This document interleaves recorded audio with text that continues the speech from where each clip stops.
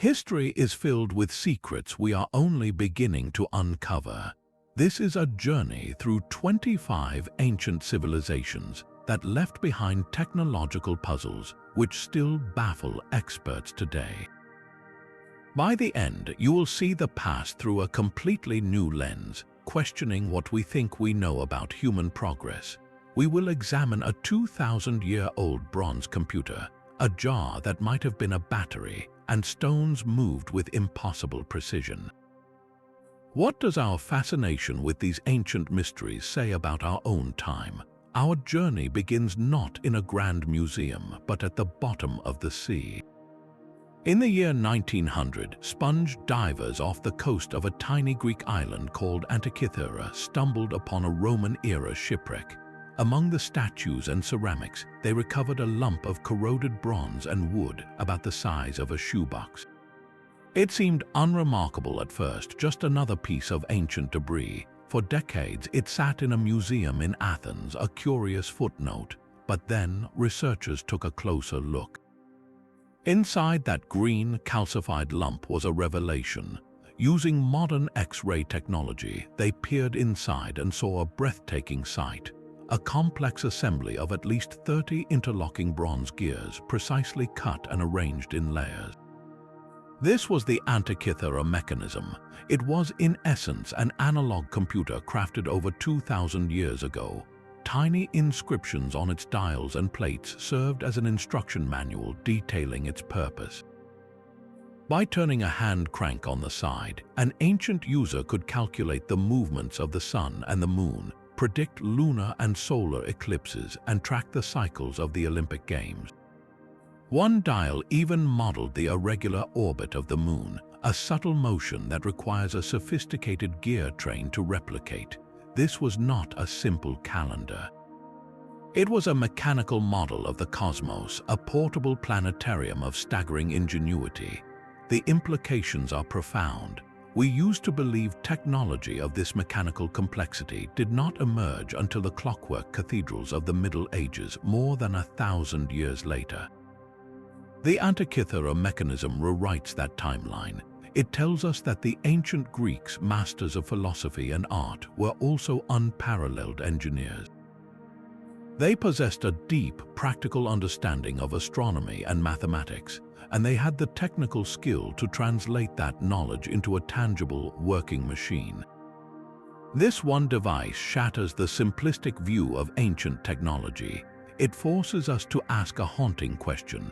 If this survived, what else was lost? What other marvels of precision engineering sailed on other ships that never made it to port, or sat in libraries that burned to the ground? The Antikythera Mechanism is not just a relic. It is a single, surviving whisper from a conversation about technology we never knew our ancestors were having. That single whisper from the sea invites us to listen for others, and one of the most intriguing echoes comes from a dusty basement in Iraq. In the 1930s, workers constructing a railway near Baghdad unearthed a set of peculiar clay jars. Each one was about the size of a fist, sealed with asphalt, and inside they contained a rolled copper sheet and an iron rod. Dated to the Parthian or Sasanian empires around 2,000 years ago, these objects were catalogued and largely forgotten until a curator at the National Museum of Iraq had a startling thought. What if these were not just storage containers? The arrangement was suspiciously familiar.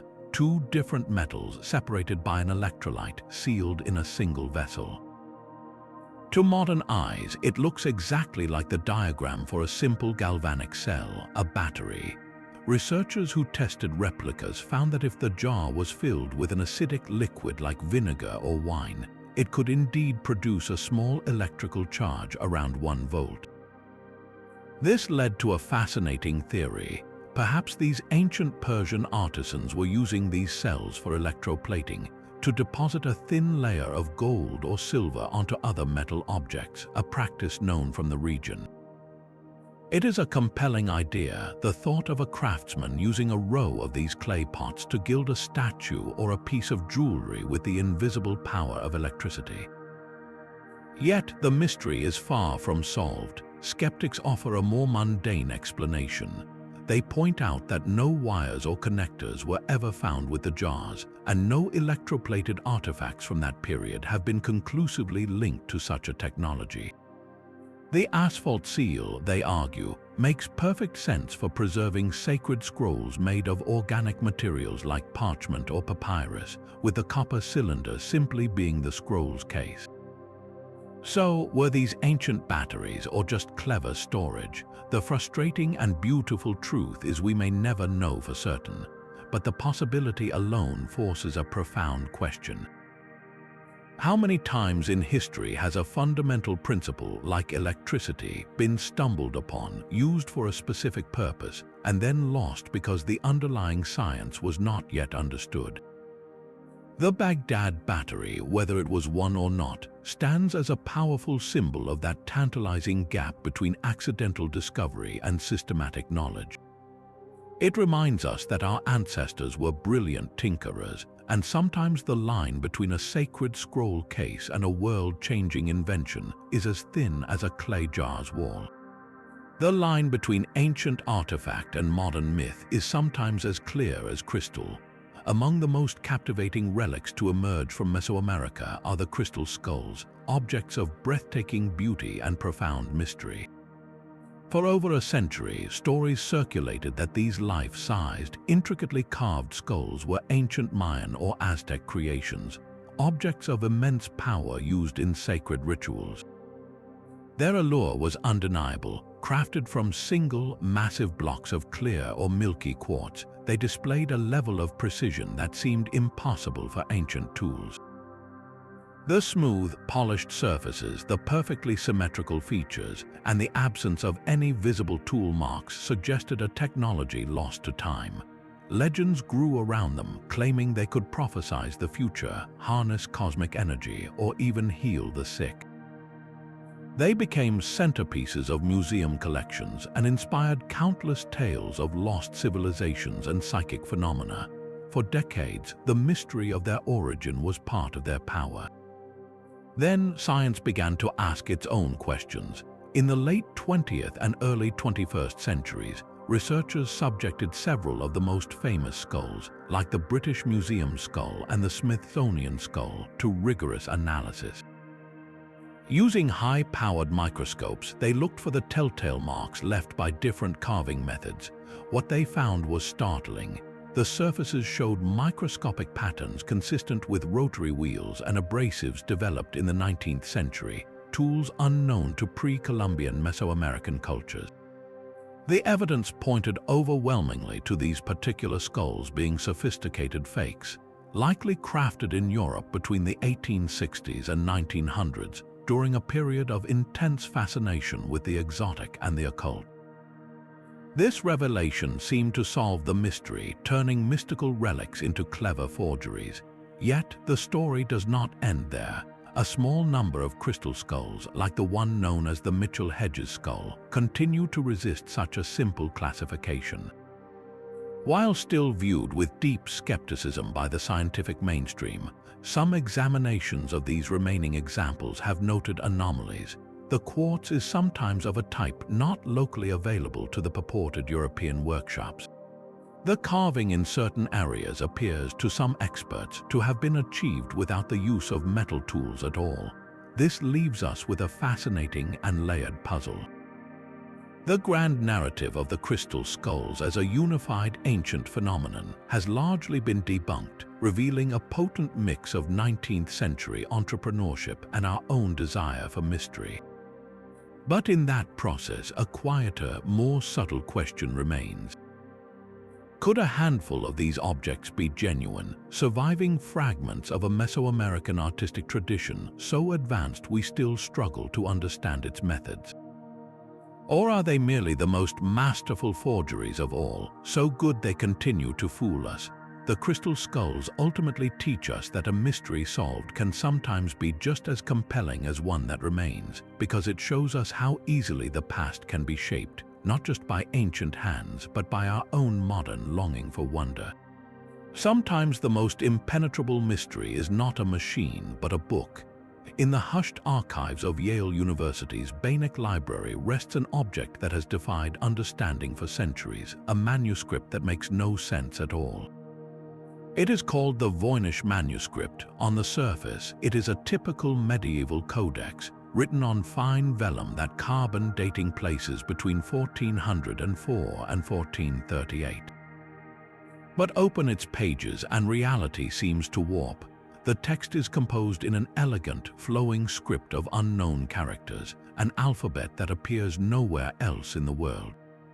Not a single word of it has ever been conclusively deciphered. Alongside this undecipherable text are illustrations of a world both familiar and utterly alien. There are pages of bizarre, hybrid plants with bulbous roots and twisting leaves that match no known species. There are intricate diagrams of celestial bodies in unknown constellations and elaborate networks of pipes and baths populated by tiny, nude female figures. There are even biological drawings that some interpret as microscopic cellular structures or strange cosmological maps. For over 100 years, since it was rediscovered by a Polish book dealer named Wilfrid Voynich, this book has been a siren call to the world's top cryptographers. Codebreakers from both world wars, including teams from the United States National Security Agency, have applied every modern analytical technique to it. They have searched for patterns, calculated letter frequencies, and used statistical analysis, all to no avail. The text possesses a coherent internal structure, suggesting it is a real language or a sophisticated cipher, yet it remains locked. The theories about its origin are as wild as its illustrations. Some believe it is an elaborate Renaissance hoax, a meaningless book crafted to fetch a high price from a gullible noble. Others argue it is a coded treatise on lost herbal knowledge, perhaps a secret pharmacopoeia. More speculative ideas suggest it is the work of a lone, visionary naturalist describing a lost world, or even a text from a distant culture, somehow transported to medieval Europe. What makes the Voynich manuscript so uniquely frustrating is its tangible reality. We can touch the vellum, study the ink, and date the materials. We know it is a real, physical object from the 15th century. Yet its meaning is completely inaccessible to us. It is a stark reminder that the past can communicate with us directly, holding up a message in plain sight, and we can still be utterly incapable of reading it. This medieval puzzle proves that a mystery does not need to be made of crystal or bronze to be profound. Sometimes it is simply ink on a page, waiting in silence for a key we have not yet found. While some mysteries are locked in unreadable text, others are carved in stone for all to see, yet their meaning remains fiercely debated. Deep within the crypts of the Hathor Temple at Dendera in Egypt, a series of intricate stone reliefs have sparked one of the most persistent technological theories about the ancient world. The most famous of these carvings shows a strange and captivating scene. A large, elongated object shaped like a giant pear or light bulb is held aloft by a pillar. Inside this bulb, a snake stretches its body in a straight line, its head touching the curved end. This serpent is held in place by a pair of arms reaching into the bulb's base. From the bottom of this device, a cable-like cord runs to a box upon which sits an Egyptian god, while a demonic-looking figure stands guard with a knife. To a modern eye, the resemblance is uncanny. It looks unmistakably like a diagram of an electric light bulb, with the snake serving as the filament, the bulb itself as the glass enclosure, the arms as supports, the box as a power source or battery, and the cord as an electrical cable. Proponents of this view argue it is literal proof that ancient Egyptian priests used some form of electric lighting, perhaps to illuminate the deep, windowless temple crypts where soot from torches is conspicuously absent. They point to other ancient accounts, like the description of a lamp that burned for centuries in certain tombs, as potential corroboration. This interpretation paints a picture of a lost electrical science, a practical technology shrouded in religious symbolism. Mainstream Egyptology, however, offers a very different, deeply symbolic reading. scholars translate the entire scene not as a technical manual but as a creation myth. In this view, the bulb is not a bulb at all, but a stylized lotus flower, a powerful symbol of rebirth and creation in Egyptian mythology. The snake emerging from it is the serpent god Harsamtus, representing the primeval force of life bursting into being. The arms belong to the god Hair, symbolizing support and eternity. The box is a jed pillar, an emblem of stability, and the cord is actually the stem of the lotus plant connecting it to the primordial waters. The guarding figure is there to protect this sacred moment of cosmic birth. This is not a blueprint for illumination, but a spiritual allegory for the dawn of existence. So, who is right? The debate itself reveals a fascinating cultural divide. We are a society built on literal, technical innovation, so we instinctively see a light bulb. The ancient Egyptians were masters of layered, symbolic thought, expressing profound truths through metaphor and iconography. The absence of soot in the crypts could be explained by clever use of polished metal mirrors to reflect sunlight deep inside, a technology we know they possessed. The Dendera reliefs, therefore, present us with a choice between two kinds of illumination.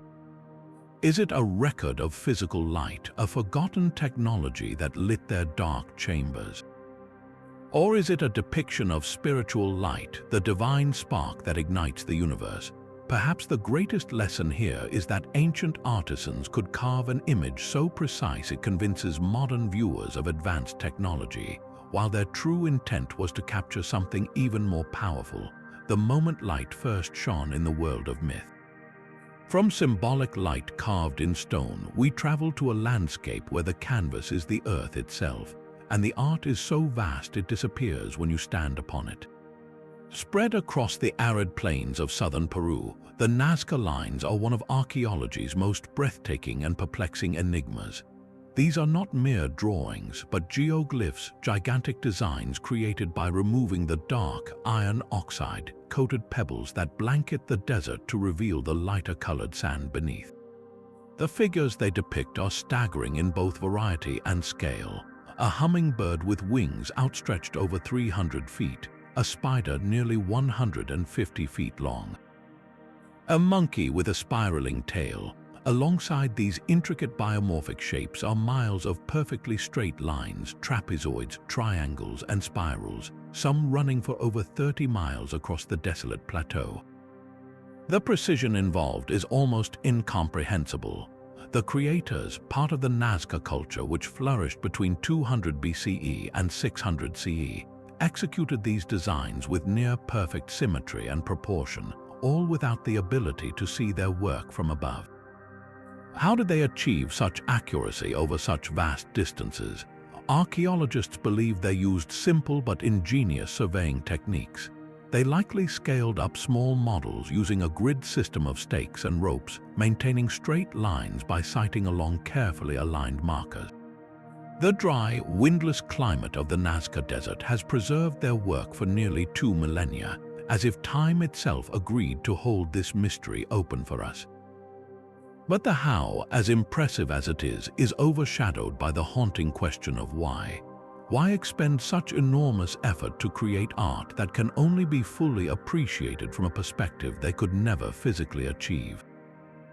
The theories are as wide as the desert plains. The leading scholarly explanation ties the lines to water, the most precious resource in that arid environment.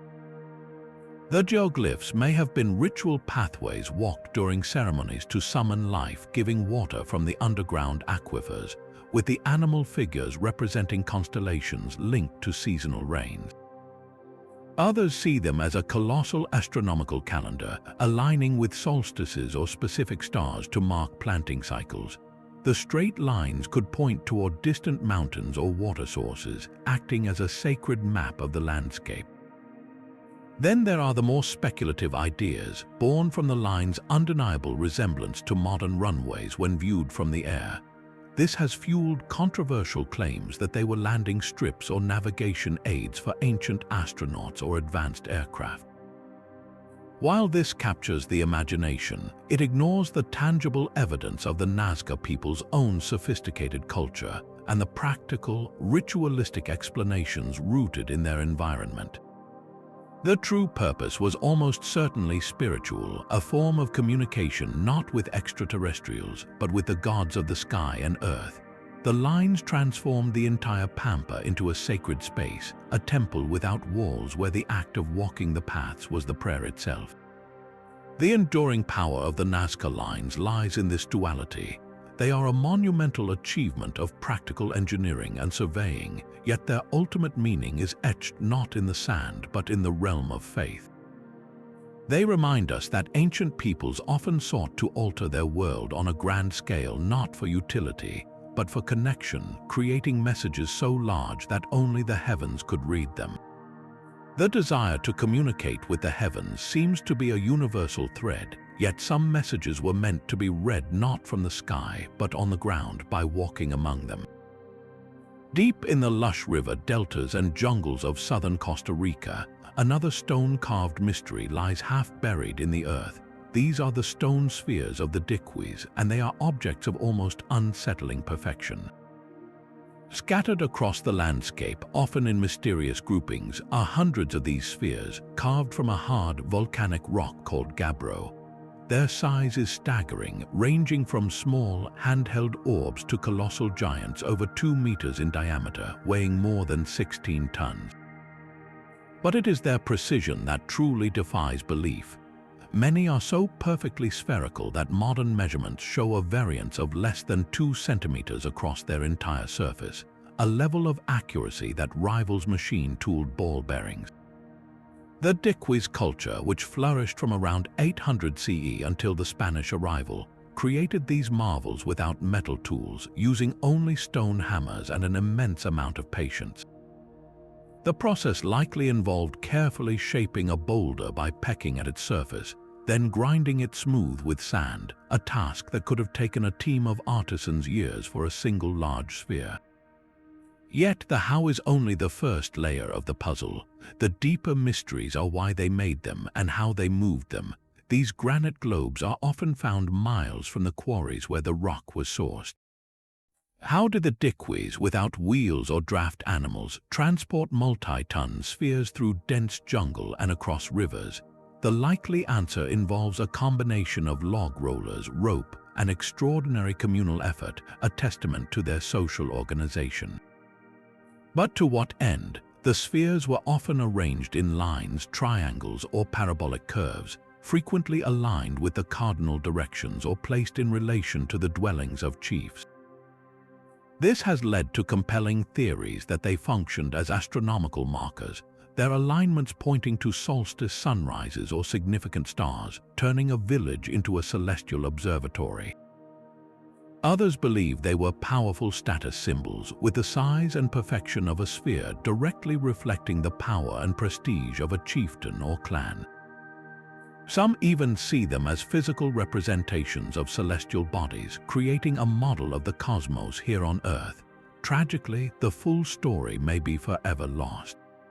When the spheres were rediscovered in the 1930s during banana plantation expansion, they were seen not as archaeological treasures but as curiosities and obstacles.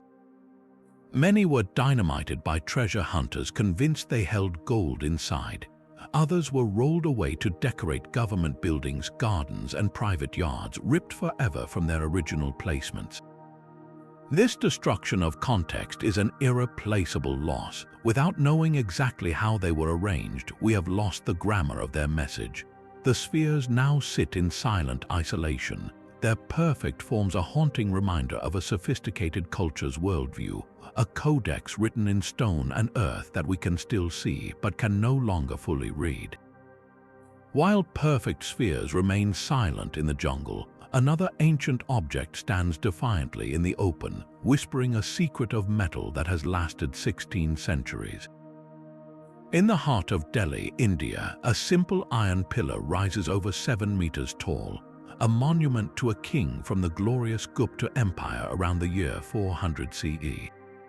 It is not its age or its height that baffles scientists, but its pristine surface. after more than 1,600 years of exposure to monsoons, pollution, and humidity, the iron pillar of Delhi does not rust. It is a metallurgical miracle that defies everything we expect from iron, a metal notorious for its vulnerability to the elements. For decades, this rust-free pillar was shrouded in folklore, with some believing it conferred good luck to those who could stand with their backs to it and wrap their arms around the column. But the true magic is not in luck, it is in the metal itself. Modern chemical analysis has unlocked its secret. The iron used by those 4th century Indian blacksmiths contains an unusually high amount of phosphorus and a surprisingly low amount of sulfur and manganese. This specific accidental recipe is the key.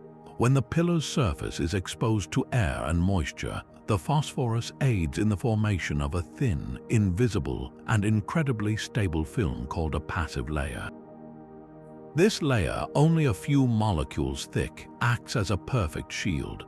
It adheres tightly to the iron beneath, preventing oxygen and water from penetrating and triggering the destructive chemical reaction we know as rust. It is a self-healing barrier, one that has protected the pillar for millennia. This discovery leads to the central, tantalizing question of intent. Did the master smiths of the Gupta Empire understand the anti-corrosive properties of high phosphorus iron? Were they conducting a form of ancient material science, deliberately selecting ores or using forging techniques to achieve this durable result? Or was this phenomenal longevity simply a happy accident, a fortunate byproduct of the local ores and the traditional charcoal-based smelting methods used at the time? Most scholars lean toward the accident theory. The consistent high phosphorus content likely came from the specific iron ores available in the region, combined with the unique conditions of the ancient bloomery furnace process. The smith's goal was not to prevent rust, but to forge a mighty, monumental pillar that would stand straight and bear the weight of a decorative capital.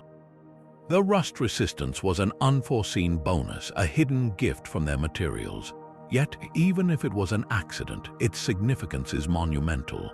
It stands as one of the earliest and most enduring examples of a passive protective layer in metallurgy, a principle that underpins modern stainless steels and anti-corrosion treatments. The pillar is a testament to the extraordinary, often intuitive skill of ancient craftsmen who, through mastery of their craft and their environment, could produce results that seem supernatural to us today.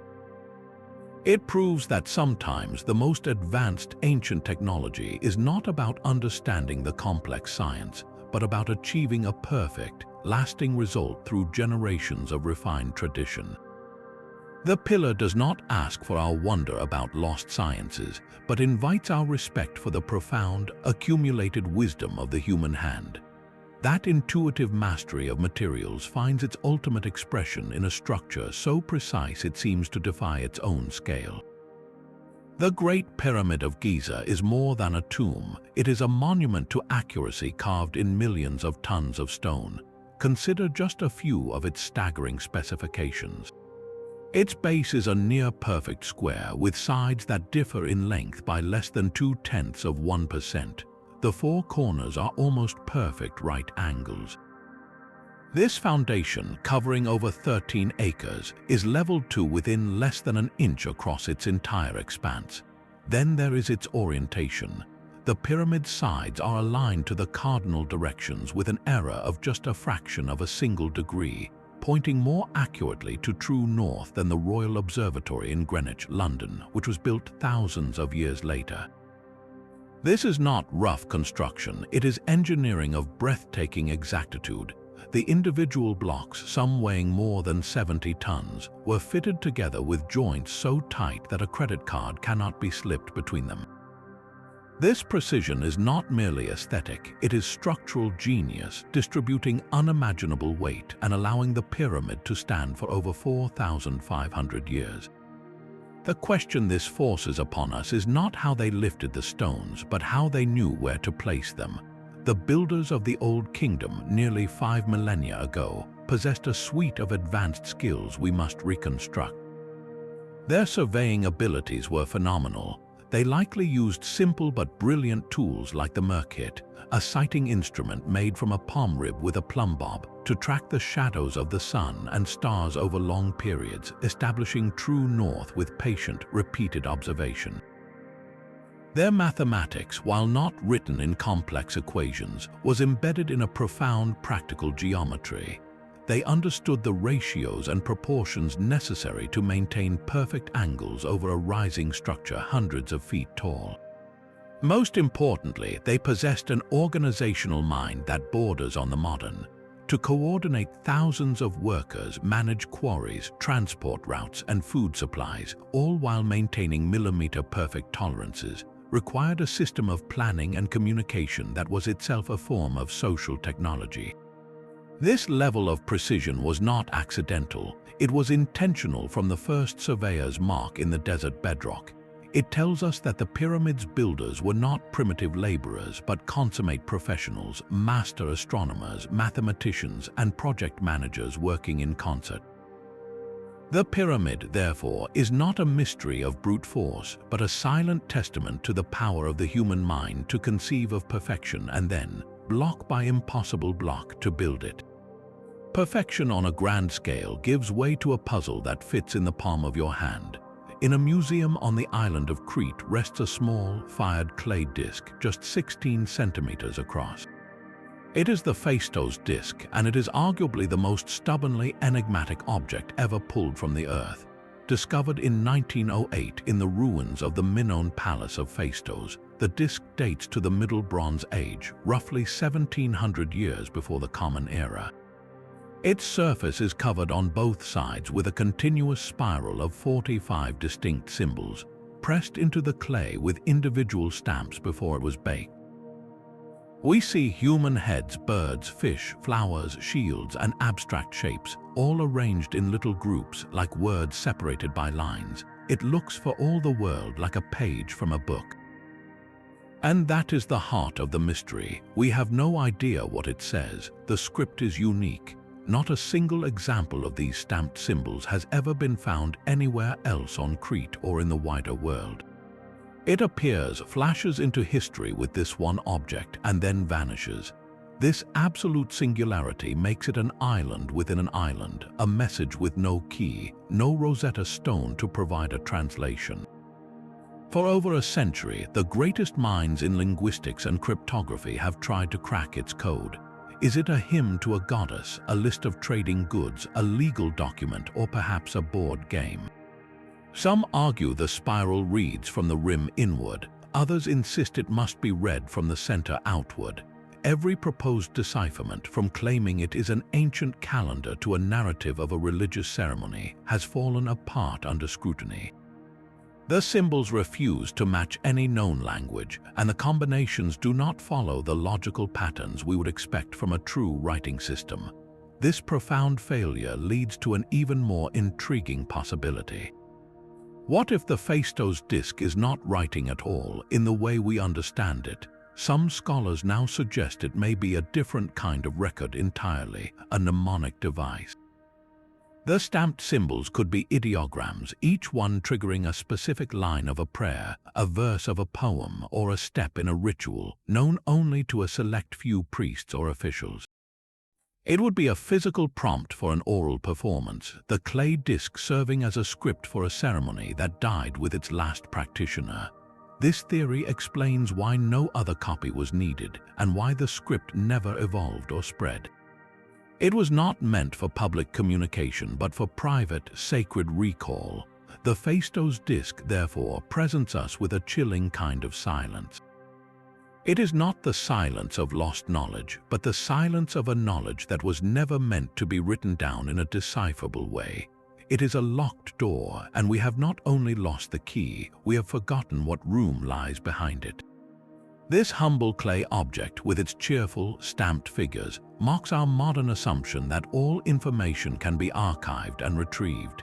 It is a whisper from a culture that may have chosen to keep its most important secrets deliberately, beautifully opaque. High above the modern city of Cusco, Peru, rests a fortress that seems to defy the very laws of physics. The walls of Sacsayhuamán, built by the Inca Empire in the 15th century, are a masterclass in megalithic architecture. Here, stones are not merely stacked, they are woven together. Enormous blocks of limestone and diorite, some weighing over 100 tons, are carved into complex, irregular polygons with multiple angles and facets. These giant puzzle pieces are then fitted against one another with a precision that is almost inconceivable. The joints between them are so tight, so seamless, that even today you cannot slip a piece of paper between the stones. No mortar was used, no cement. The entire structure relies solely on the perfection of its fit and the genius of its interlocking design to withstand centuries of earthquakes. The standard explanation is one of immense patient labor. Historians believe Inca stonemasons used harder stones as hammers to pound the blocks into shape, slowly pecking away at the surfaces. They might have used sand and water as an abrasive to grind and polish the contact points, test-fitting the stones repeatedly until they achieved that legendary airtight seal. This process, repeated for thousands of blocks, represents a staggering investment of time and communal effort. Yet, even with this explanation, a nagging question lingers.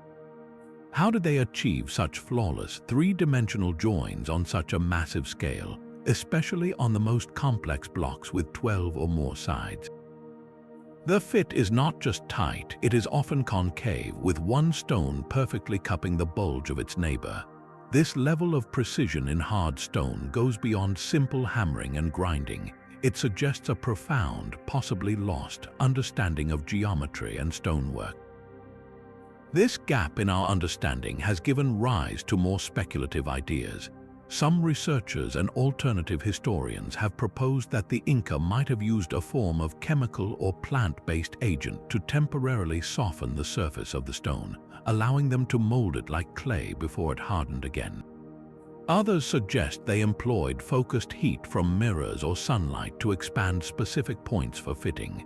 While mainstream archaeology finds no evidence for these methods, their persistence speaks to the sheer awe the walls inspire.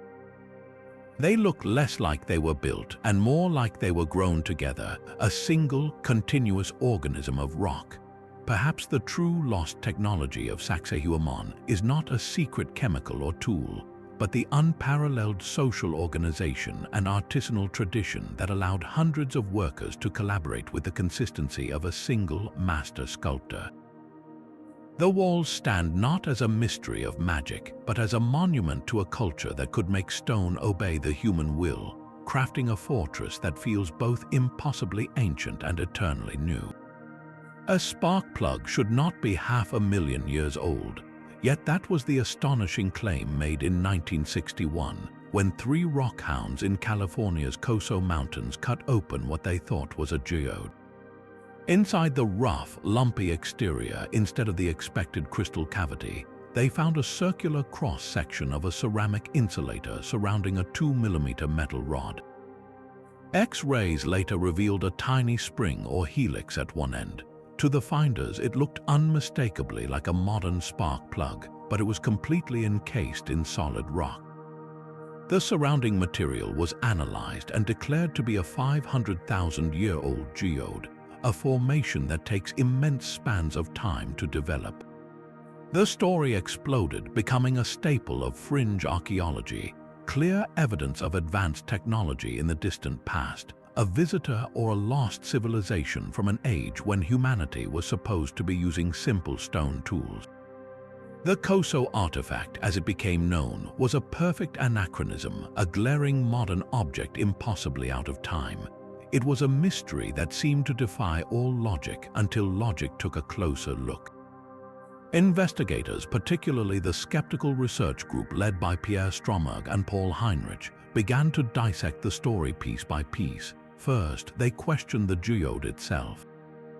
The object's crust was not the typical chalcedony of a volcanic geode, but a hard, iron-rich clay concretion, a type of mineral nodule that can form much more quickly around a foreign object, especially in moist conditions. These concretions are notorious for mimicking fossils or ancient stones, creating a convincing rind in a matter of decades, not millennia. Then they examined the internal object in detail. Comparing the X-rays to catalogs of 20th century spark plugs, they found a near-perfect match.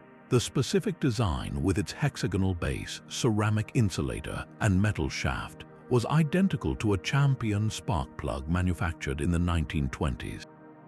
The final, definitive clue was the material inside.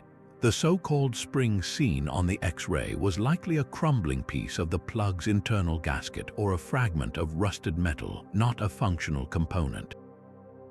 The mystery had a perfectly mundane yet fascinating solution. The most likely scenario is that a spark plug from a 1920s-era vehicle or piece of mining equipment was discarded in the Koso Mountains. Over the following decades, perhaps aided by the moist, mineral-rich soil of a streambed, a hard concretion formed around it, cementing it into a convincing-looking stone nodule. 40 years later, it was found cracked open and misinterpreted. The Koso artifact is not evidence of ancient astronauts or lost technology. It is a powerful case study in how mysteries are born from a collision between natural processes and human imagination. It shows us how easily a modern object, disguised by time and geology, can be catapulted into a prehistoric context. Yet, its enduring appeal tells us something profound about ourselves. We are drawn to these anomalies because they challenge the linear narrative of progress. They offer a tantalizing glimpse of a world where history might be more complicated, more wondrous than we assume. Even when debunked, they remind us to look carefully, to question assumptions, and to remember that sometimes the truth is not an ancient secret, but a very recent story wearing a very convincing disguise. The silent, watchful faces of Rapa Nui hold a secret of motion. Easter Island's iconic moai, those brooding giants carved from volcanic tuff, present one of archaeology's most visceral puzzles. How did a people with no metal, no wheels, and no large animals move nearly 900 of these statues, some weighing over 80 tons, from the quarry at Rono Raraku to ceremonial platforms called ahu, often miles away across rugged terrain? For generations, the dominant theory involved a Herculean effort of log rollers, with armies of workers pulling the prone statues over a track of felled trees. This image, however, came with a dark shadow. It fueled the popular narrative of ecological suicide, suggesting the islanders cut down every last palm tree to move their stone gods, dooming their own civilization. But a radical, elegant alternative has emerged from both local oral tradition and modern experiment. What if the statues walked? Archaeologists Terry Hunt and Carl Lipo, alongside a team including Rapa Nui descendants, tested a method drawn from legend. They rigged ropes around a full-scale concrete replica of a moai. With 3 teams pulling and guiding, they found they could rock the statue from side to side, pivoting it on its curved base. With a rhythmic, coordinated heave-ho, the massive figure appeared to sway forward, lumbering ahead in a stony waltz. This walking method is surprisingly efficient, requiring far fewer people than log rolling, and it explains the many unfinished moai found abandoned along ancient roads, often in upright positions as if caught mid-stride. Yet the debate is far from settled. Other researchers point out that the island's roads are often V-shaped or lined with prepared tracks that suggest the use of sledges or rollers. They argue the walking method, while possible on flat ground, would be dangerously unstable on the island's slopes and uneven pathways. The truth likely involves a blend of techniques adapted to the specific statue and the landscape it had to cross. What this evolving mystery reveals is far more important than a single mechanical solution. It shows a society of brilliant practical engineers who solved an immense logistical problem with clever physics and coordinated labor. The ecological story is also being rewritten. While deforestation did occur, partly from Polynesian rat activity damaging palm seeds, the idea that it was solely for statue transport is now seen as an oversimplification. The Rapa Nui people were not foolishly destroying their world for ritual, but dynamically adapting to a changing environment, perhaps even using the felled trees for canoes, tools, and construction. The journey of the Moai, therefore, is not just a tale of how stone moves, but of how a culture navigated the delicate balance between monumental ambition and the limits of their island home. Steel can tell a story of trade routes and forgotten factories. Among the thousands of Viking swords pulled from European rivers and burial mounds, a rare few bear a name that echoes with power: Ulfbert. Inscribed in bold letters along the blade, this name was more than a maker's mark. It was a guarantee of supreme quality in an age of brutal combat. What made an Ulfbert sword so special was not its design, but the secret locked within its metal. While most European swords of the Viking Age, from roughly 800 to 1000 CE, were made from pattern-welded iron, a softer material with impurities that could bend or shatter, the Ulfbert blades were different. Modern metallurgical analysis reveals they were forged from crucible steel, a material of astonishing purity and high carbon content. This process involved melting iron at extremely high temperatures in a sealed clay crucible, allowing impurities to separate out and carbon to distribute evenly throughout the molten metal. The result was a form of steel that was strong, flexible, and could take a lethally sharp, resilient edge. This was not just a better sword, it was a different class of object entirely, a technological leap that would not be replicated in Europe for nearly 1,000 years until the furnaces of the Industrial Revolution. This fact alone is staggering. How did Viking Age smiths produce a material that vanished from the continent for centuries? The inscription itself offers the first clue. Ulfbert is not a Norse name, but a Frankish one from the realm of Charlemagne's successors. The swords themselves have been found scattered across Viking trading networks from Scandinavia to the British Isles, but the concentration of finds points to the Rhineland region of modern Germany. This suggests a likely scenario. The blades were not forged in smoky Scandinavian longhouses, but in sophisticated workshops within the Frankish Empire, perhaps under the control of a single guild or family who held the secret recipe. They were then traded north, likely at immense cost, to Viking elites who valued them above all other possessions. But the deeper mystery is the source of the knowledge itself. The crucible steel technique was known and practiced in the Islamic world and Central Asia at the time. High-quality steel ingots, known as woot steel, were being produced in places like modern-day Sri Lanka and Persia, traded along the Volga River routes that the Vikings famously navigated. It is highly probable that Frankish smiths, connected to these vast trade networks through intermediaries, acquired this exotic raw material or perhaps even learned the basic technique.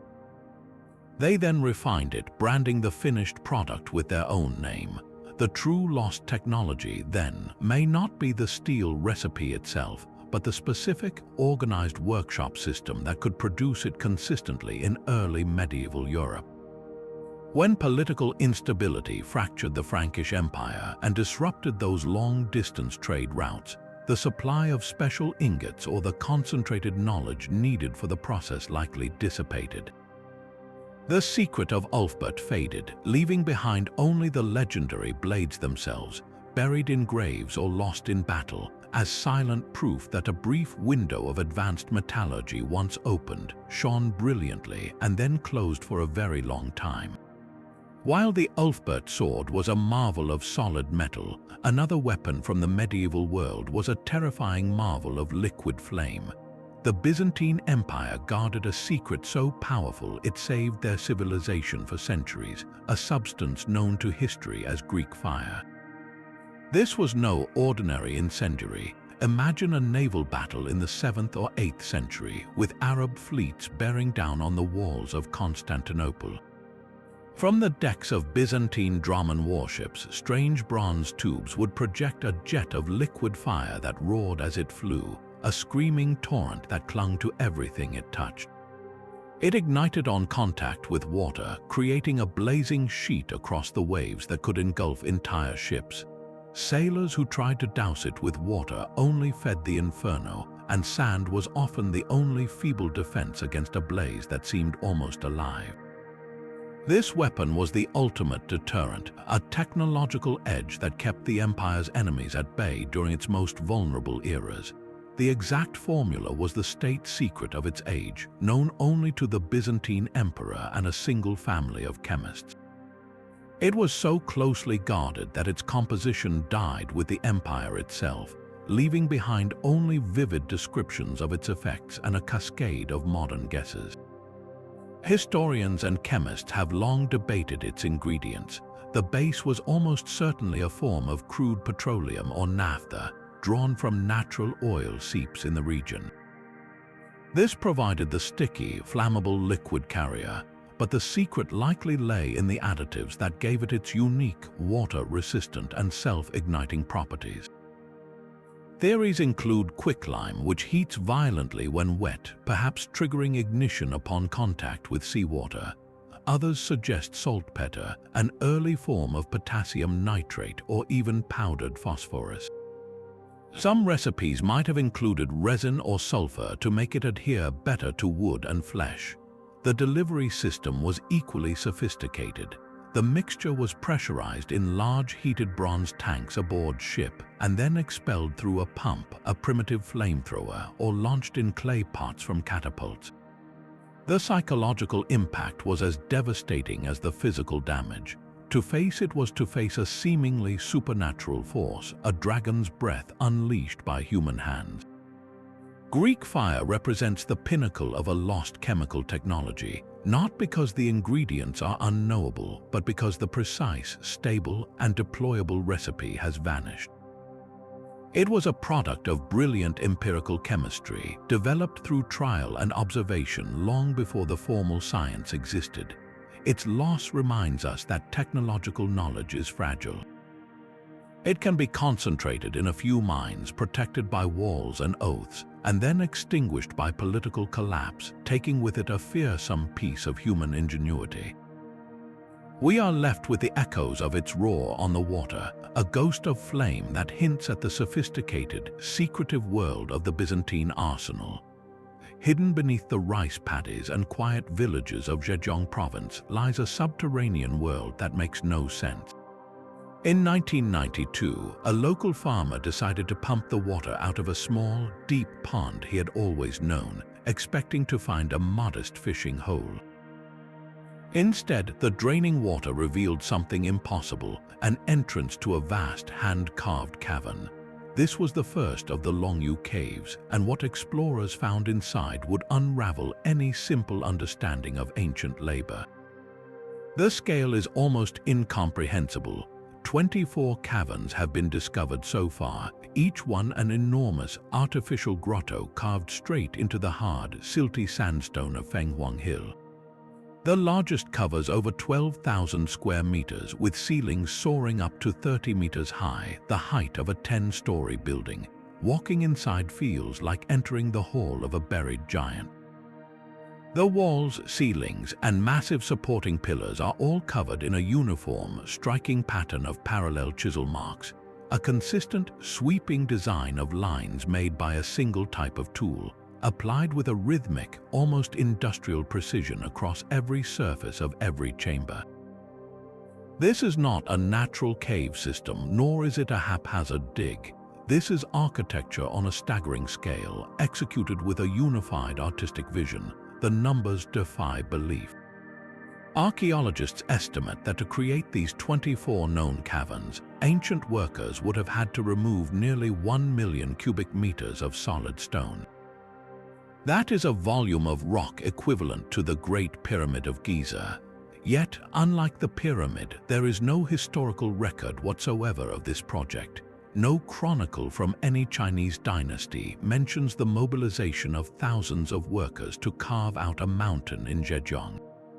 No local legend, no folk tale, not even a whisper in the region's long literary history speaks of this decades-long, monumental undertaking. It is a historical ghost, a void where a mountain of evidence should be. This silence births the central mysteries: who built them, why, and where did all the stone go? The sheer volume of excavated material is a puzzle in itself. 1 million cubic meters of sandstone is enough to construct a small mountain of its own. Yet no nearby construction projects, no city walls, no great tombs show evidence of using this specific stone. It simply vanished, as if the earth itself swallowed the byproduct of its own carving. The theories attempt to fill this silence. Some archaeologists propose the caves were simply a massive quarry, an ancient source of high-quality sandstone for buildings elsewhere. But this fails to explain the careful, decorative finishing on every surface, the grand pillars left for support, the uniformity of design. You do not beautifully sculpt the walls and ceiling of a mine. Others suggest they were imperial tombs or hidden storehouses, but no artifacts, no burial goods, not even a single pottery shard has ever been found inside.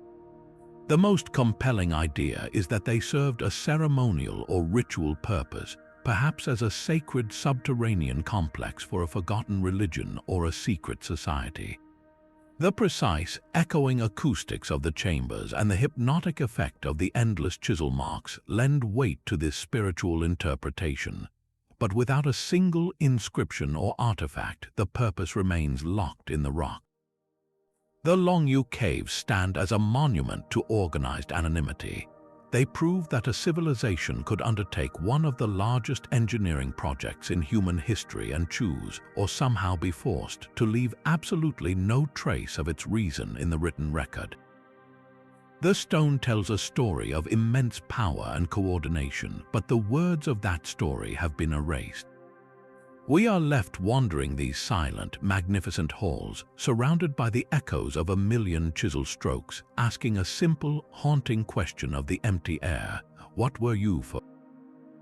High on the windswept Bolivian Altiplano, near the shores of Lake Titicaca, the ruins of Puma Punku do not look like a ruin at all. They look like the aftermath of a cataclysm. What remains are not crumbling walls, but a field of shattered megaliths, as if a giant stone puzzle was thrown down from the sky. Among this chaos, however, lie individual pieces of such mind-bending precision that they force us to reconsider the very definition of ancient craftsmanship. These are the famous H-shaped blocks of Puma Punku, and they are the heart of the mystery. Each massive block is carved from either andesite, an exceptionally hard volcanic stone, or red granite, a material nearly as tough. The shapes are not simple rectangles. They are complex, interlocking forms with perfect right angles, flawless flat surfaces, and a series of identical, precisely spaced notches and grooves cut along their edges. Some of these grooves are so clean and sharp they look as if they were milled by a machine. Even more baffling are the drill holes. Found on many of the stones are perfectly cylindrical holes, bored straight through the hard rock with a consistency that suggests a drill bit that never wandered or wobbled. The symmetry and repetition across multiple blocks is uncanny, as if they were designed to connect to something else, like parts of a vast monolithic assembly kit. The sheer difficulty of this work cannot be overstated. Andesite ranks just below diamond on the Mohs hardness scale. To shape it with the precision seen at Puma Punku using only stone hammers and copper chisels, the tools typically associated with the Tiwanaku Empire, which flourished here from around 600 to 1000 CE, seems almost superhuman. This apparent impossibility has led to provocative theories. Some researchers point to the geometric perfection and argue it suggests the use of advanced, perhaps even metal alloy tools that have not survived.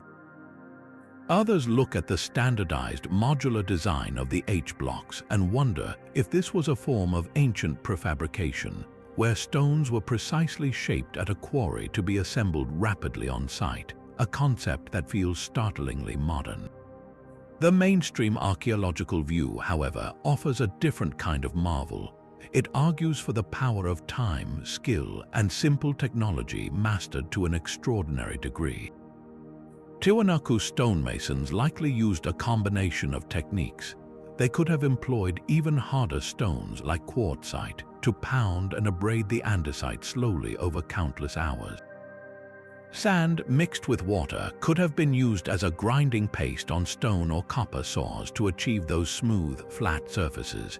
The drill holes might have been created using a hollow reed or copper tube with sand and water, rotated with a bow drill, a laborious but effective method that yields perfectly round cores.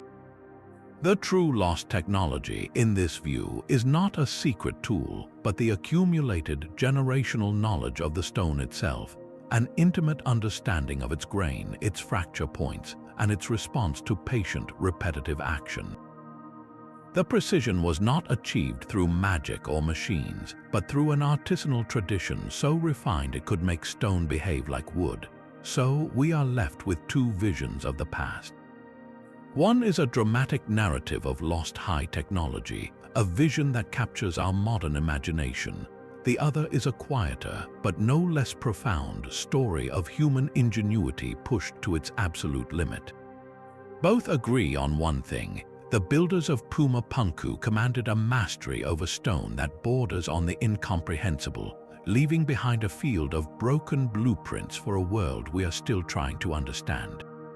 The shattered stones of Puma Punku speak a language of impossible precision, but ancient texts from India describe machines that took to the skies.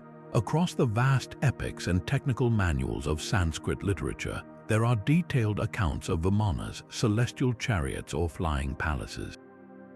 The most famous references come from the Mahabharata, an epic poem of immense age and scale.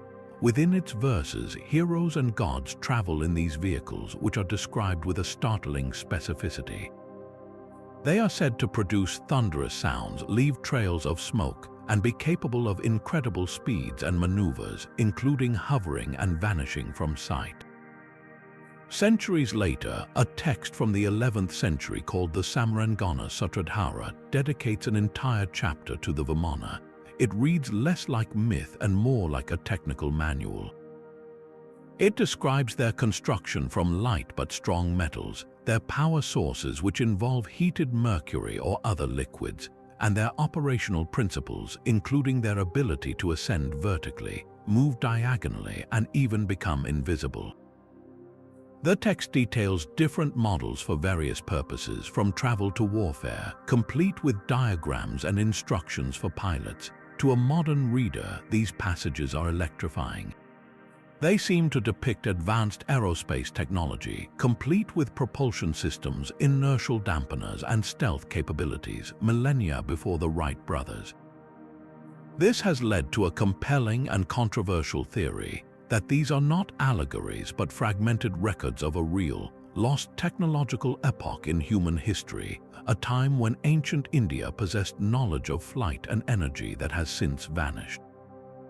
The idea is intoxicating, suggesting our timeline of invention is profoundly wrong. Mainstream scholars and historians, however, offer a very different interpretation. They place these descriptions firmly within the rich tradition of Indian mythology and poetic imagination. In a culture that envisioned gods with multiple arms and world-spanning battles, the concept of a magnificent flying chariot is a natural symbolic extension of divine power and royal authority. The technical details in the Sacsayhuamán Sutradhara, they argue, are an example of Shilpa Shastra, the science of architecture and mechanics being applied to a mythological concept. The author was not documenting existing machines, but using the engineering principles of his time to logically extrapolate and systematize a mythical idea, much like a medieval scholar might design a plausible dragon based on known animal anatomy. The heated mercury, for instance, could be a metaphorical or alchemical reference rather than a literal fuel formula. This debate strikes at the very heart of how we read the past. When does detailed description cross the line from imaginative literature into historical record? The Vimana texts force us to confront our own biases. We live in a technological age, so we instinctively see machines. The ancient scribes lived in an age of profound metaphysics and symbolism. so they may have been describing the mechanics of the soul's journey or the majesty of kingship, using the most advanced concepts available to them.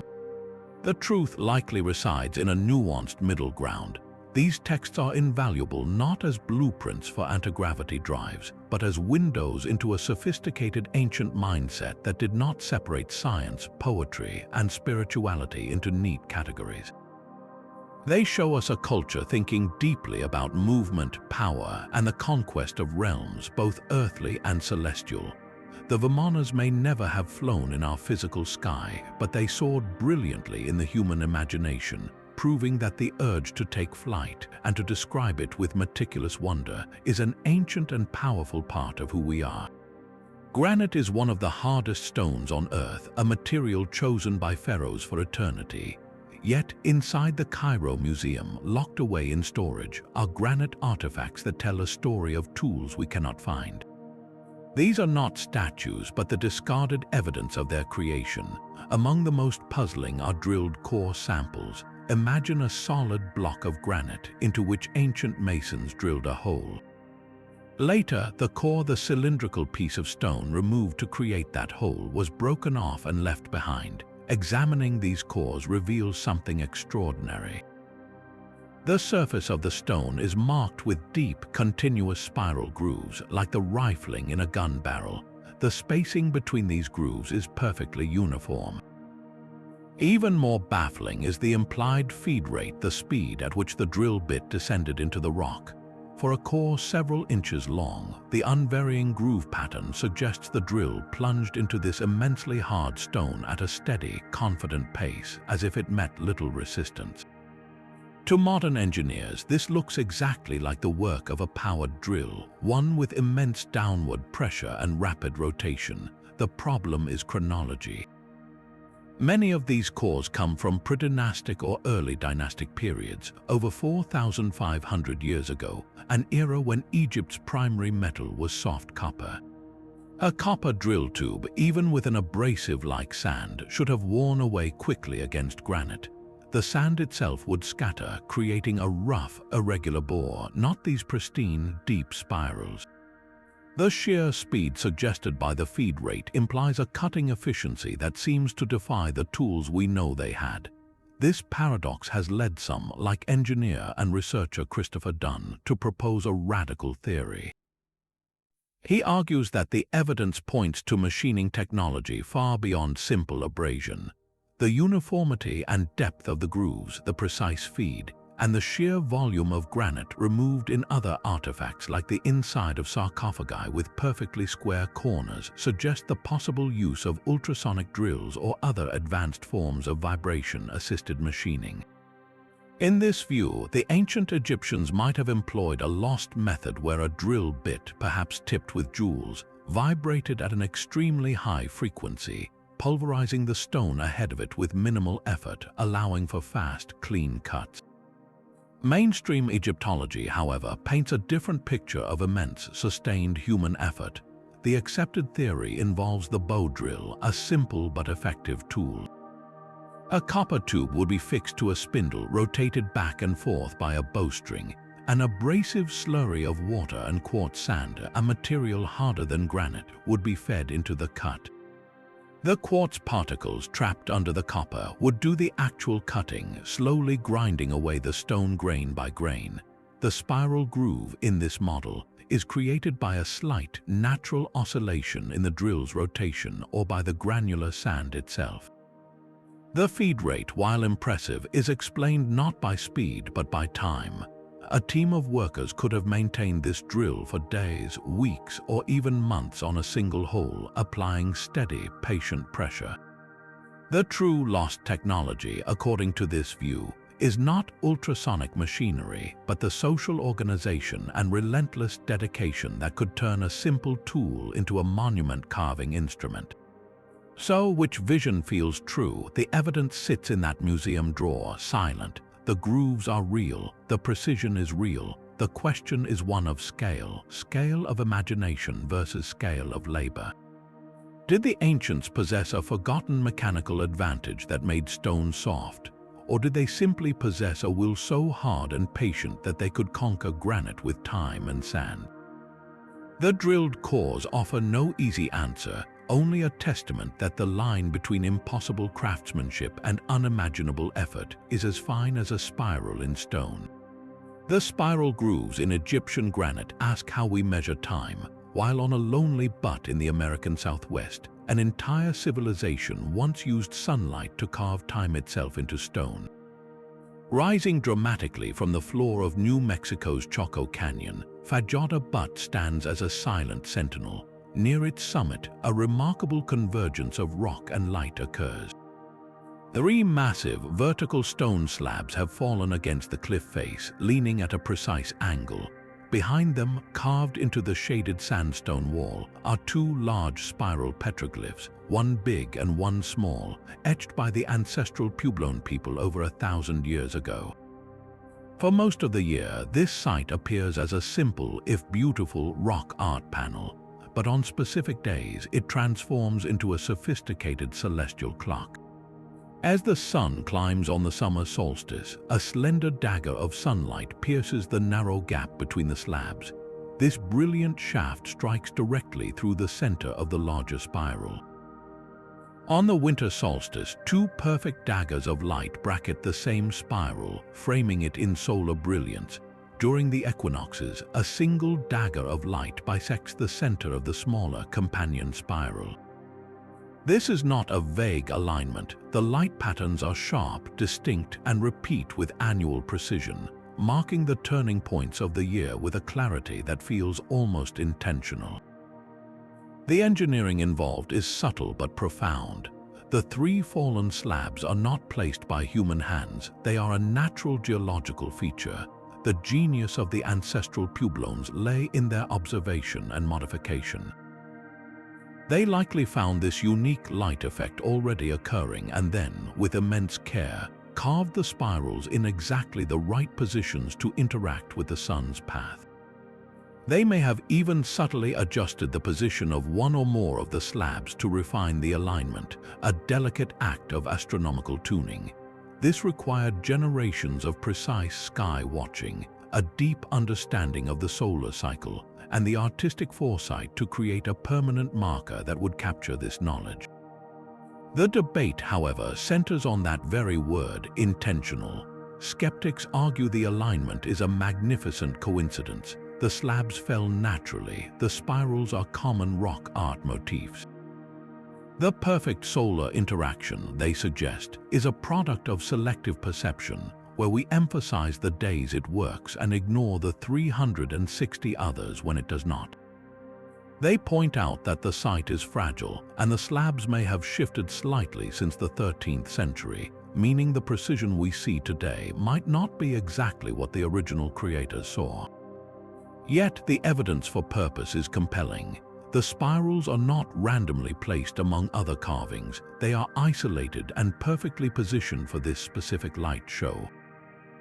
The ancestral Puebloans of Choco Canyon were renowned astronomers.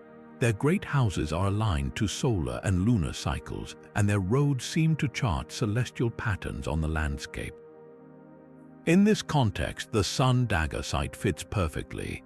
It appears to be a high-altitude, sacred observatory, a place where a priest or sun watcher could confirm the critical dates for planting, ceremonies, and the cultural calendar, communicating with the cosmos from a solitary peak. Whether a refined natural accident or a deliberately engineered instrument, the result is the same. For the people of Choco, Fajada Butte was a place where the sun spoke, its voice a blade of light etching the passage of seasons onto a stone spiral. It represents a technology of observation and integration, where understanding the sky was not abstract science, but a direct, luminous dialogue with the forces that governed their world. A dialogue with the sun required no moving parts, only a perfect alignment of rock and light. But in the hands of the Roman Empire, mystery often took a more tangible and curiously geometric form. Scattered from the cold frontiers of Britain to the warm provinces of the Danube, archaeologists have unearthed hundreds of peculiar bronze objects that refuse to reveal their purpose. They are called Roman Dodecahedra. Each one is a hollow, 12-sided figure about the size of a large apple, with each of its pentagonal faces containing a circular hole of a different diameter. At each of the object's 20 corners sits a small, round knob. They are beautifully cast, often showing signs of careful handling, but not a single one has ever been found with an accompanying inscription, manual, or clear depiction in Roman art. They are artifacts without a context, a quiet puzzle left behind by one of history's most meticulous record-keeping civilizations. The theories about their use are as numerous as the dodecahedra themselves, and each one paints a different picture of daily Roman life. One popular idea suggests they were knitting or net-making gauges, with the different-sized holes used to standardize the mesh for fishing nets or the stitches for gloves. Yet, nowhere patterns on the holes consistently support this, and why would such a complex, costly bronze object be needed for a task simpler tools could accomplish? Others propose they were candle holders, with a taper placed in each hole during different rituals or festivals, but wax residue is almost never found, and the uneven sizes make little practical sense for candles. Some look at the knobs and see a surveying instrument, perhaps for calculating distances or angles on a battlefield. But their lack of standardization, no two dodecahedra have exactly the same hole sizes, argues against precise measurement. Then there are the spiritual interpretations. The geometry, the 5-sided faces, and the 12 sides could relate to sacred numerology or astrology, making them objects of divination or religious ceremony. They might have been used in rituals to determine the optimal dates for planting, with threads stretched between the knobs to create specific shapes against the light. The frustrating and delightful truth is that none of these explanations has one universal acceptance. Each theory has a plausible counter-argument. This very resistance to a single answer is what makes the dodecahedra so compelling. They were not rare, elite treasures hidden in tombs. Hundreds have been found, suggesting they were relatively common objects used in ordinary settlements and military outposts across the empire. This was an everyday mystery, a tool or a toy so familiar to a Roman citizen that no one thought to write down what it was for. Its purpose was obvious to them and therefore invisible to us. We are left staring at this exquisite bronze puzzle, a product of advanced metal casting and geometric understanding, completely unable to complete the simplest of sentences. This was used to. The dodecahedra stand as a charming reminder that even for a culture as documented and analyzed as Rome, the past holds onto its small secrets. They prove that the most intimate details of daily life, the habits, the crafts, the little rituals, can vanish as completely as any lost city, leaving behind only a beautiful, silent, and utterly baffling shape. While the Romans puzzled over bronze shapes on the other side of the world, another empire was perfecting an instrument to read the tremors of the earth itself. In the year 132, during the prosperous Han dynasty, a brilliant court astronomer and inventor named Zhang Heng presented the emperor with a device that seemed to border on magic. He called it the Hufeng Didongye, the instrument for measuring the seasonal winds and the movements of the earth. To the court, it appeared as a magnificent bronze urn, adorned with 8 dragons facing the 8 principal directions of the compass.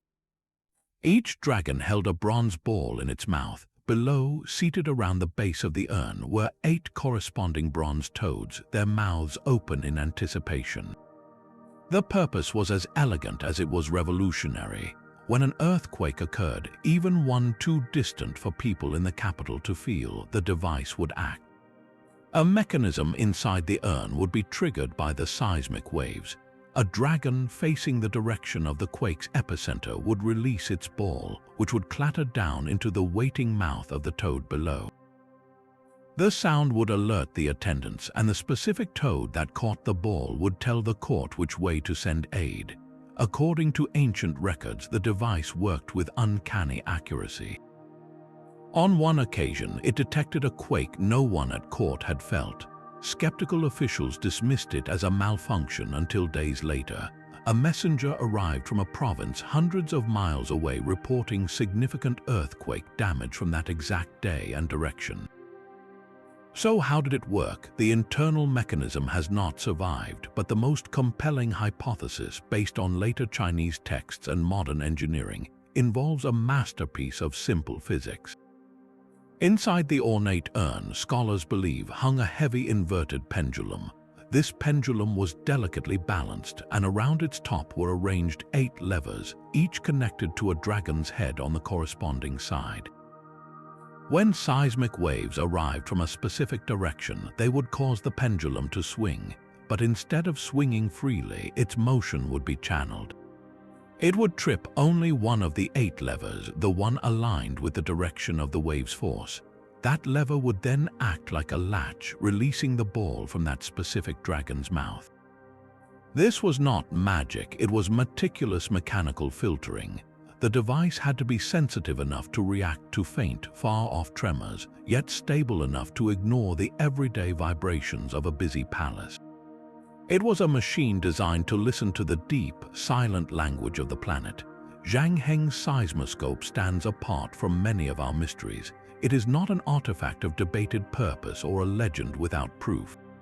It is a historically documented, sophisticated technological achievement from a golden age of Chinese science.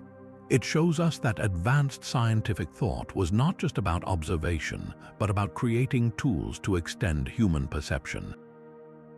While we marvel at the dragons and toads, the true wonder is the mind that conceived of capturing an invisible, distant force in a chamber of bronze and translating it into a single, falling ball, a clear message from the earth delivered by a mechanical messenger 2,000 years before the modern seismograph was invented.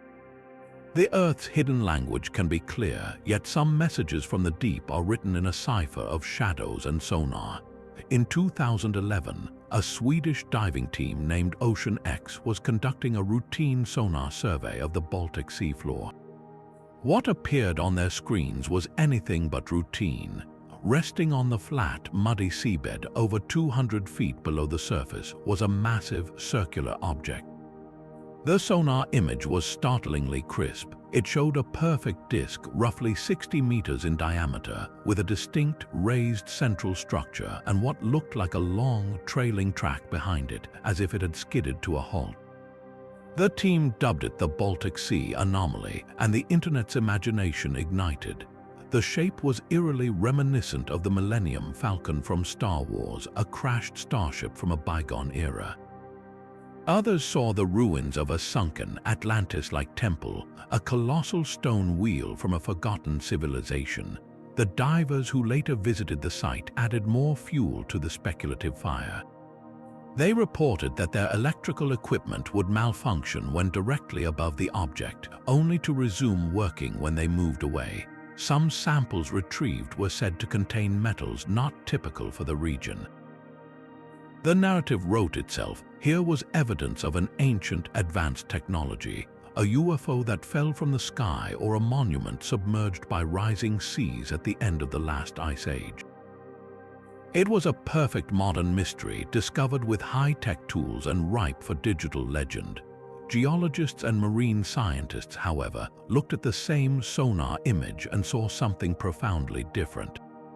They pointed to the most likely, if less cinematic, explanation.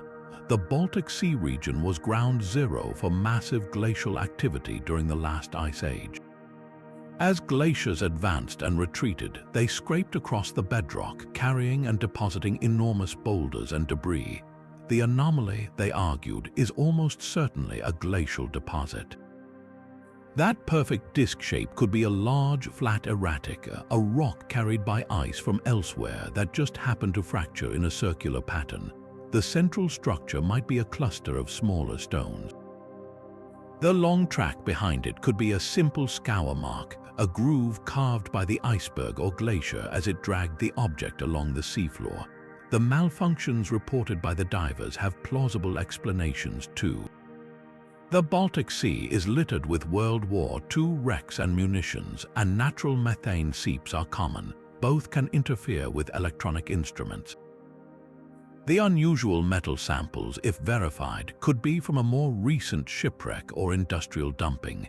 So why does the anomaly, likely a simple rock, captivate us so intensely? It speaks to a deep human longing. A smooth, geometric shape resting on a featureless plane triggers our pattern-seeking brains.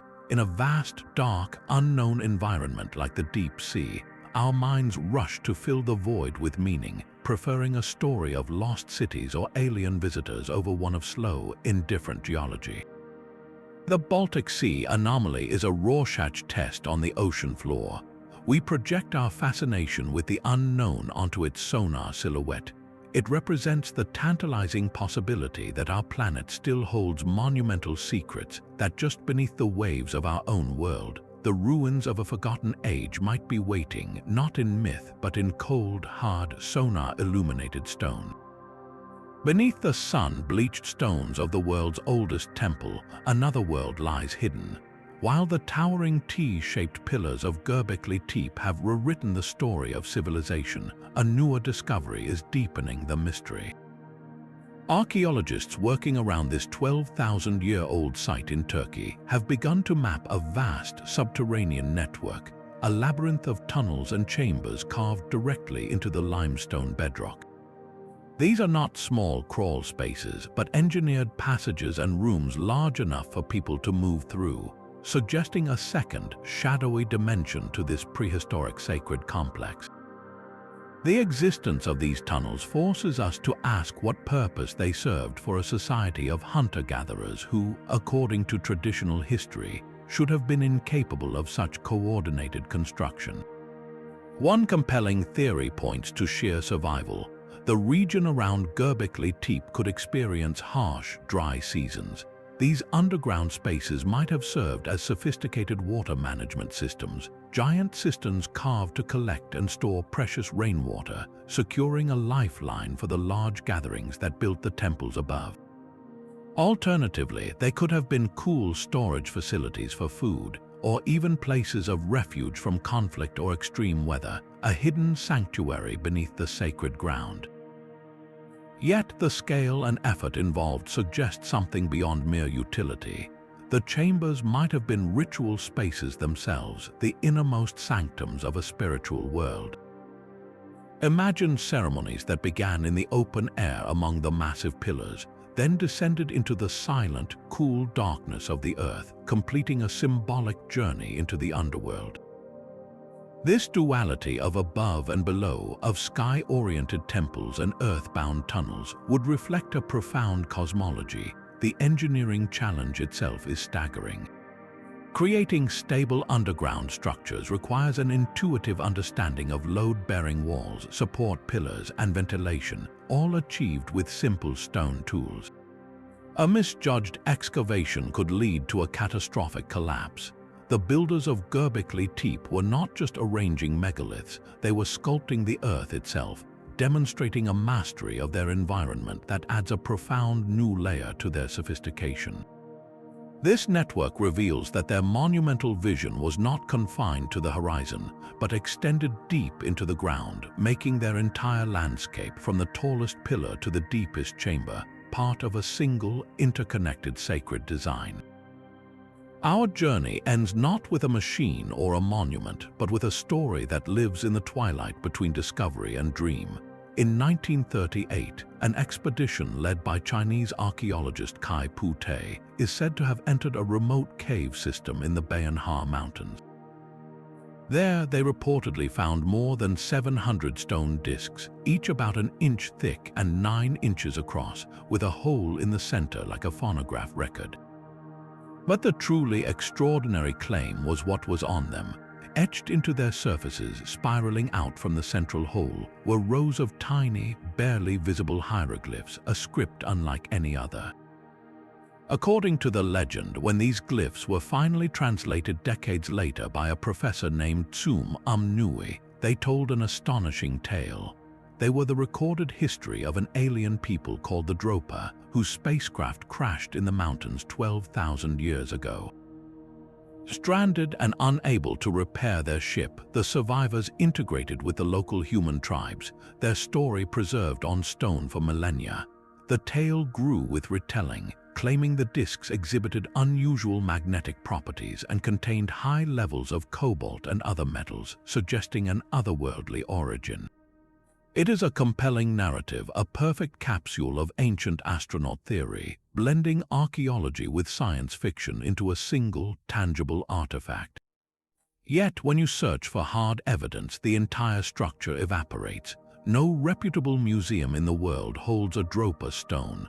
No photographs of the discs with their intricate glyphs have ever been authenticated. The Chinese Academy of Sciences has no record of Kai Pu Te or Tsum Nui conducting such research. The story first appeared in a German magazine for paranormal enthusiasts, and its details shift with every retelling. Mainstream archaeology universally classifies the Dropa stones as a modern hoax, a piece of folklore born in the mid-20th century, perhaps inspired by misidentified Neolithic discs, which are ceremonial jade discs with a center hole but no inscriptions. The entire saga exists only in articles, books, and television shows dedicated to unsolved mysteries. So why does this story, a likely fiction, deserve a place in our exploration? Because it perfectly illustrates a powerful cultural phenomenon.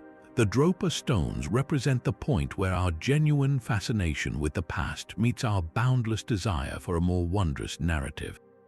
When faced with gaps in history, we are sometimes tempted to fill them not with patient science but with spectacular myth. The stones are a mirror, reflecting not ancient alien visitors, but our own modern longing for connection to something greater, for a past that is more dramatic and more technologically profound than the one we have documented. They show how easily a compelling story can be mistaken for historical fact in the echo chamber of popular culture. This legend, debunked yet enduring, forces a final, important question. In our quest to uncover lost technologies, how do we responsibly separate the awe of genuine mystery from the allure of a good tale? The answer lies not in closing our minds to wonder, but in grounding our curiosity in evidence, in celebrating the real, tangible marvels left behind by human ingenuity, which are miraculous enough. The silent, authentic stones of Puma Punku and the precise gears of the Antikythera Mechanism ask for our careful study. The Dropa stones, in the end, ask only for our belief. And in that distinction lies the entire journey of understanding our ancient world. From the depths of the sea to the peaks of mountains, these 25 puzzles reveal a past brimming with questions. We have seen verified mechanical genius in the Antikythera Mechanism, a 2,000-year-old computer that tracks the cosmos. We have pondered the potential of the Baghdad battery, a clay jar that might have held an electric charge. We have stood before the impossible precision of the Great Pyramid and the silent, scattered stones of Puma Punku, each demanding we reconsider the limits of ancient engineering. Some artifacts, like the Iron Pillar of Delhi, showcase a happy accident of metallurgy that lasted millennia, while others, like the Voynich Manuscript, remain stubbornly locked codes, their purpose lost to time. We have even encountered modern myths like the Dropa stones, which remind us how our longing for wonder can sometimes shape the stories we tell about history itself. What do all these mysteries, both proven and debated, ultimately teach us? They are not merely a catalogue of strange objects. They are a testament to the boundless, creative ingenuity of the human mind across every culture and epoch. They show us that our ancestors were not primitive but profoundly clever observers, brilliant tinkerers, and masterful engineers who solved problems with the tools and knowledge they had. These puzzles highlight the fragile nature of knowledge itself. A technology can be discovered, used for generations, and then vanish because its underlying principles were not fully systematized or because the society that nurtured it fell apart. The historical record is not a smooth, continuous line of progress, but a landscape full of peaks, valleys, and forgotten plateaus. Each of these artifacts is a signal from one of those lost plateaus, a whisper asking us to look again. So let this journey be an invitation to stay curious, question the simple narratives, wonder about the gaps, The next great discovery about our past might not come from a hidden tomb, but from a fresh look at an object that has been sitting in a museum drawer for a century, waiting for a new perspective or a new technology to reveal its secrets. History is not a closed book, but an ongoing conversation between the present and the past. We would love to continue that conversation with you. In the comments below, tell us which of these civilizations and their mysterious technology fascinates you the most. Was it the celestial clock of the sun dagger, the walking giants of Easter Island, or the silent library of the Voynich Manuscript? Share your thoughts and let us know what other historical enigmas you would like us to explore. If you enjoyed this journey through the echoes of lost ingenuity, please subscribe. We have many more adventures into history's greatest puzzles waiting for you.